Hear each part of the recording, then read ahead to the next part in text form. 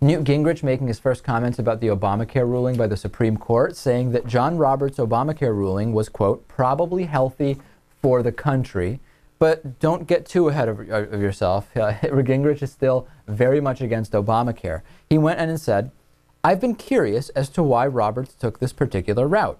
But in a way, because I really do believe we want a less interventionist court, placing the political decision back on the American people, I think, is probably good.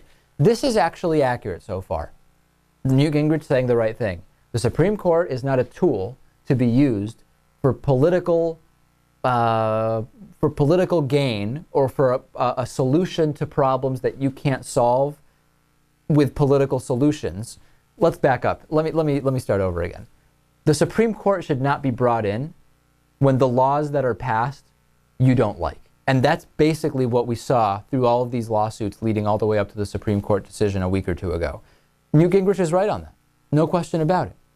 Yep. However, he goes on and he says, what Roberts has said is, yes, it's constitutional because of a gigantic tax increase. And if you don't want the gigantic tax increase, you've got to beat Obama.